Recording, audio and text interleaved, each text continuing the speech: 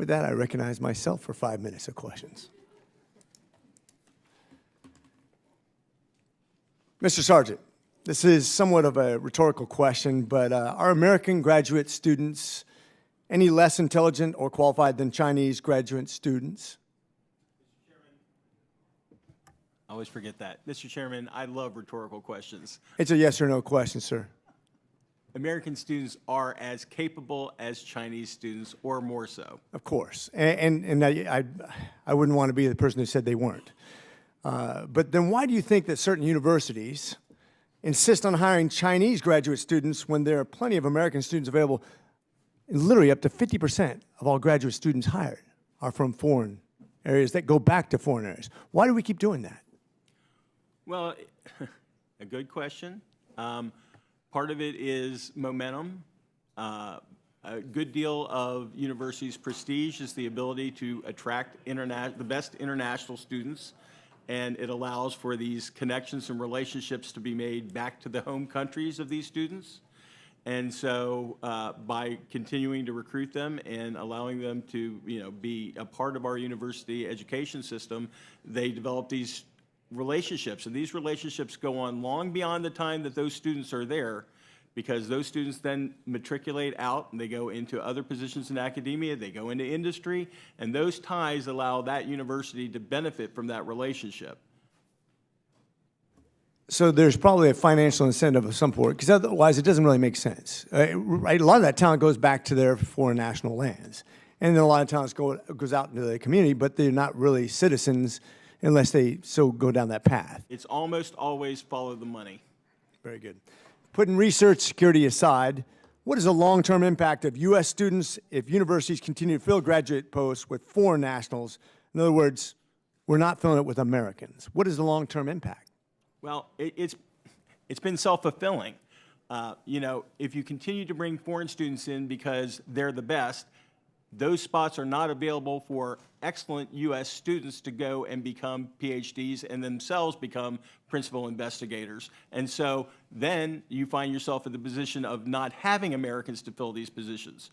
And so it's a self-fulfilling behavior. And I just want to highlight this. In a university system that's ranked not even in the top 30 in the world, the United States, which puts more money into education than any other country by far, and yet we're spending half of the research dollar, half of the money that we spend to develop instructors goes to foreign nationals here in the United States. We are basically cutting off the head of our future teachers, researchers, innovators, and we're going to fall further behind.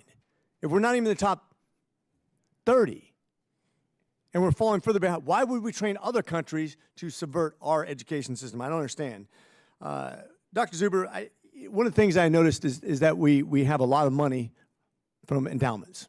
Even MIT does. I don't know why, but they happen to have a lot of pride in their university. Do you think that that's what they intend when we give U.S. dollars? Taxpayers say, hey, you know what? I'm going to give you a lot of money to develop.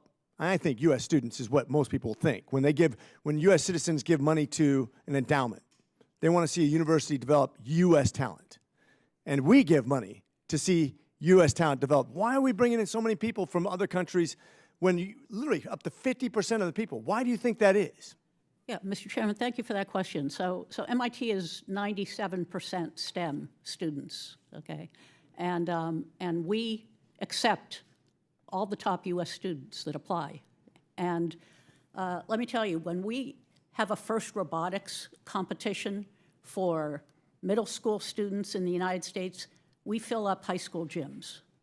When the Chinese hold FIRST robotic competitions, they fill up stadiums, okay? So it's a question of students going into STEM, okay? Then, interesting question, or interesting statistic, U.S. students who graduate, okay, with STEM fields, only a third of them go into STEM careers. So they're I would make the case that part of that is because of the way we influence our students to begin with. If you look at even the way that TikTok was used here in America, a Chinese-controlled TikTok, by the way, they want to develop influencers in America instead of scientists, whereas it's used in China on a limited basis to develop people to get into science. This is a systemic problem in the education system. And we are in a competition with these folks that we're literally educating and bringing in town, but we're then divesting from that in the way that we're giving up that talent. And I think it's a very dangerous precedent. I'm going to go ahead and yield because I'm out of time, and I want to stay on and not be a hypocrite. With that,